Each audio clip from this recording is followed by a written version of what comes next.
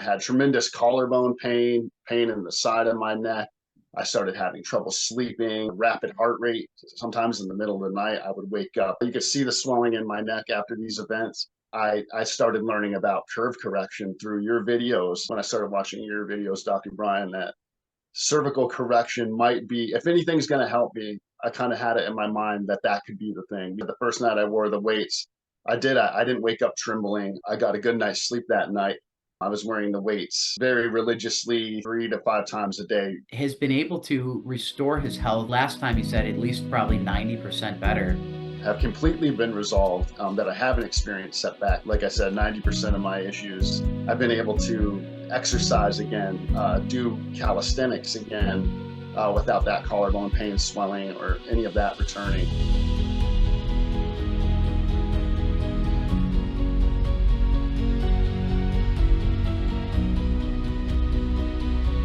Hi, I'm Dr. Brian Hutcheson, and today I have Zach joining me. And Zach has come to see me in person for care, but really did a lot of post-care curve correction. So Zach has been working on correcting his curve through using standing weights now for several months. And Zach, thank you for taking the time today. Thank you for being willing to share your story. And tell our audience, if you will, a little bit about your case, kind of like your journey to find answers for your health. I was initially injured about, let's see, it was 2017, I believe. So it's going on 7 years now that I had my initial herniation at C6, C7. Ultimately, I ended up having to have a cervical fusion and fused C6, C7, and things seem to be going well. It's been a lot of ups and downs since then. Litany of symptoms led me to Dr. Brian. I wasn't even sure what was going on until I started watching Dr. Brian's videos, and I kind of learned about cervical instability, some of the symptoms that accompany that. Yeah, and what were some of the things that started to come out? You know, you had that surgery done. You had some periods of time since 2018 that you were feeling pretty well. What symptoms did you start experiencing that were kind of confusing, alarming, scary, intimidating? Sure. Initially, when I first had the disc herniation, I was dealing with symptoms that were muscular and neuromuscular. I had trouble using certain muscles in my arms. And after the fusion, some of those things got better. And so I was very aware of what the symptoms felt like that had to do with, weakness or numbness and tingling. However, about 2022, so about 5 years after that, 3 years after my fusion, I had the fusion in 2019. So about 3 years post-fusion, I started experiencing symptoms that I hadn't from the initial neck injury. And they were things like I had tremendous collarbone pain in the side of my neck. I started having trouble sleeping. I would wake up like I had it wasn't feeling, I actually had a rapid heart rate. Sometimes in the middle of the night, I would wake up with an internal vibration throughout my whole body that just felt like I was vibrating, and tremors all throughout my body. And I mean, this would happen almost nightly. It was very difficult to get consistent sleep. I would just wake up feeling wide awake after, 2 or 3 hours of sleep, and this could go on for weeks. It was really troubling. And at first I associated all these symptoms with COVID because I had COVID Yeah, around that time. thank you. And did you have any new injuries between the fusion and 2019 and the symptoms starting in 2020 with the internal vibrations, not being able to sleep, waking up with a heart rate high, getting the pulling and the pain in the clavicle?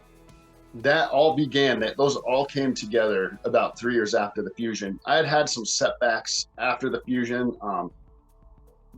I had some pretty severe rotator cuff tears that came about with very minimal. I couldn't even tell you what I was doing that resulted in the tearing. I would just be doing very minimal movement with my arms, like even steering my car.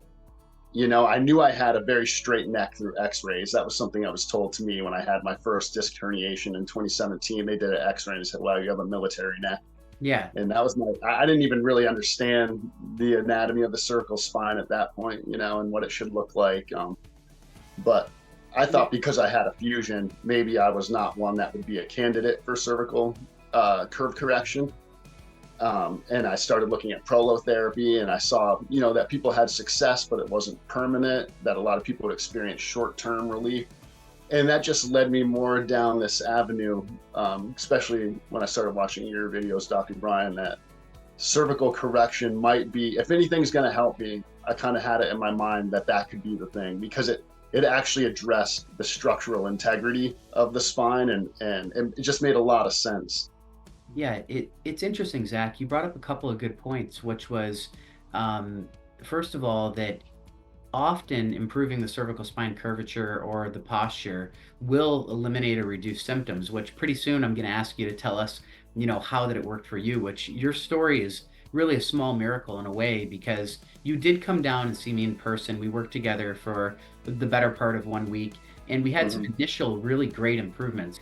And this is a pretty interesting story because even with a fusion of two levels in your lower neck and having 6.8 millimeters of instability to the left at C1, C2, and 7.7 to the right, literally numbers that even I would agree with are considered to be on the verge of extreme.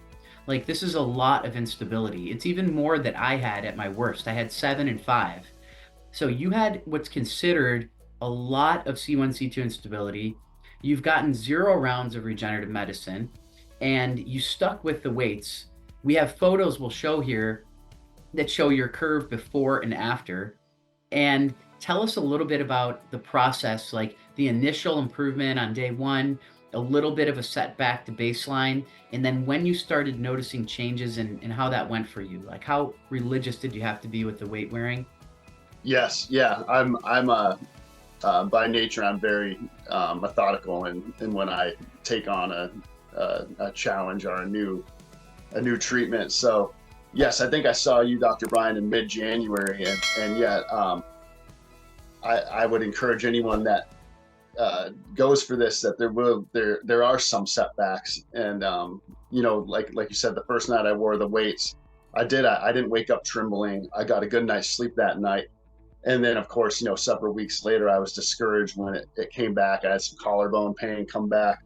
I was wearing the weights very religiously, 3 to 5 times a day, usually five. And I just stuck with it because I started notice, even though I would have some setbacks, I noticed, wow. And even now, trying to remember all the symptoms, it's hard because so many of them have been completely eliminated around mid-March, that I started consistently, getting better sleep, not waking up trembling, not waking up with this fight or flight feeling in the middle of the night and unable to fall back asleep. And that was debilitating, trying to work. The collarbone pain, I haven't experienced that since March. That the flaring up pain in the side of my neck. My digestion has greatly improved. You are, I consider, like an incredible guy from how I've gotten to know you. And whenever we set up our follow-up calls, you always have your family on board. You have to make sure it's a good time for, you've got kids and a wife at home, and so you're always making sure that you're keeping everybody included and on board. And I just absolutely think that's tremendous that you have such a Yeah, that's a great point, Dr. Brian. Sorry to interrupt, but yeah, that was huge because I have two small boys, 6 and 9, and we roughhouse, we play, we wrestle, and every time I wrestle with them, I knew, I was like, oh man, it's light wrestling. They're little kids. But even that, I knew that was going to be a bad night's sleep. I knew I was going to have flared up collarbone pain. I mean, my collarbone was literally, you could see the swelling. You could see the swelling in my neck after these events. And, not only have I been able to play with them and do all those things again, I've been able to exercise again, do calisthenics again, without that collarbone pain, swelling, or any of that returning. And yeah, not getting the flared up heart rate from those activities. It's yeah, like you said, it's pretty miraculous. It is miraculous. I mean, just to think that you've gotten to the point where we have one of these like incredible success stories of healing from a very difficult case when you tried things. I would like for you maybe just to touch on, not to criticize anyone, but just to go like I wasn't the first person that you saw for this. Like when you first started feeling unwell, I mean, you had gotten some scans done. What did you try prior to correcting your curve? Yeah, and I'm glad you brought that up because that was something that was really discouraging for me, actually. when I went to physical therapy this last time, about a year prior to coming to see you, I had just realized that, a lot of these symptoms were related to the cervical instability because, in large part, I started figuring it out because I had this clicking in my neck that I hadn't had the first few years after the fusion. I'd never experienced those things. And that just didn't seem realistic. It didn't seem like a way that you could actually accomplish an effective treatment. Yeah, And that makes sense. actually, what really led me to see you is I didn't do those things. I actually started working on regaining cervical motion. All the things that physical therapy told me not to do, I started watching about, trying to gain cervical stability through certain stretches and isometrics. I don't know if those are correct, but I did see some results from that. And that's what strongly led me to believe that addressing the actual cervical curve and integrity of the cervical spine, that has to be the avenue I need to go down. That's great. And that's what even kind of turned me away from just, I thought prolotherapy was going to be the answer if there was an answer.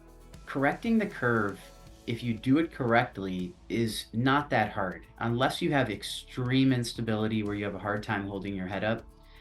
It just takes repetition and the precise correct weights and or plan for the individual. So, you can't just do chin tucks. You can't just put a super heavy weight on right here. We had a weight on that held you back like this, right? You had on one of the ones that come backward and hang off the Yes. back. Yeah, so Yes. that's Yep. one that I made. That's called the HALO Hutcheson harness. And then we had on a higher cervical belt. And so we're creating kind of like boundaries, almost as if you were building a tower with the amount of instability that you have at C1, C2, Zach. If you had started with more of a regenerative medicine route or even got in the hands of certain neurosurgeons, you very well could have been recommended either a C1, C2 fusion and or extensive rounds of regenerative medicine, which just in my experience of working closely with regenerative medicine doctors, it very well could have been something you needed if we couldn't get you better with the curve correction, but it could have been something that ended up costing, 30,000, 60,000, $75,000 to get through all of the treatments that you may have needed, which for some people they do need that intensive of an approach, but you hopefully people can understand that one of the big messages that I'm trying to raise awareness to, and that Zach is a perfect testament of, is that with a fraction of that investment and really a lot of the homework being able to be done from the comfort of Zach's own home, while not missing a beat with his family, has been able to restore his health. I haven't asked him in the last month because he's been doing so well, but last time he said at least probably 90% better. If you can remember all the symptoms that have been resolved, because it really was quite impressive. And it definitely, I feel like it was a great avenue to take. I mean, when I first had these problems, I couldn't even laterally tilt my head, and they wanted me to not, I couldn't even tilt to the right hardly at all, and they didn't want me to do any. They weren't interested in helping me gain motion. They said that was the problem. I needed less motion. I'm thinking, well, the less motion I have, the more symptoms I've seen to develop. Yeah, and the upper cervical instability still is kind of a high level priority. But this shows that with extreme instability, some individuals still can get back 90% of their ability to express life and to feel well and to sleep through the night and not have internal body vibrations and not have heart rate irregularities and waking up anxious and panic mode, fight or flight, to be able to I regain had speech motion. issues. Yeah, speech, swallowing issues. Yeah, Speech yeah. issues, swallowing issues, can't even play with your kids for a few minutes, or you're going to have a terrible night. I mean, all of these very serious symptoms have been 90% or more, some of them 100% resolved. A couple of them maybe you experience once in a while. We can still express health even with one or two issues that sometimes would mean that we need surgery or a deeper regenerative treatment. Um, Absolutely. so I think the point is that curve correction, when performed correctly, is extremely safe. It's typically a very good value considering some of the other options that could come with some of these difficult neck cases. And when you've tried things like physical therapy, chiropractic, upper cervical chiropractic, and you've hit a plateau, that people should generally be thinking, rule of thumb, that the next thing that I should try, if you still feel it's coming from your neck, is curve correction before some of these more advanced potentials that you may need. But if you get your curve in the right position, like Zach was saying, the forces on your spine are going to be much more balanced with integrity. So once you get a more high-powered regenerative agent, it's going to be in an optimal position to really assimilate and to keep that regenerative effect. Instead of, imagine if you're holding 20 pounds way out here, and then your elbow's starting to get painful and tired. Would you just go ahead and inject like something to harden your elbow, or would you first pull your hand back here and then start to work on the elbow? And so it's That's exactly what I was talking about. yeah, That it's a just makes sense. no-brainer. It makes sense. Yeah. Yep. So definitely recommend just considering curve correction if you have complex neurologic case that's not responding to physical therapy, chiropractic care, simple medical intervention. And yeah, Zach, we're going to share a couple images throughout this video of like your progress initially, and then again with the repeat x-ray. Me too. I'm very grateful, and I'm astonished, to be honest. Yeah. Like I said, 90% of my issues are resolved. I mean, I have completely been resolved, that I haven't experienced setbacks. So, like I said, when there is a small setback or something, it really doesn't discourage me because I still feel like I'm gaining. So. Zach, thank you so much for sharing your story. I hope this inspires many individuals to reclaim their health. And I just sincerely appreciate you. You're a wonderful guy, and I'm glad that we were able to help you get your life back. Thank you. Thank you, Dr. Brian. You're welcome. All right, I'll talk to you soon.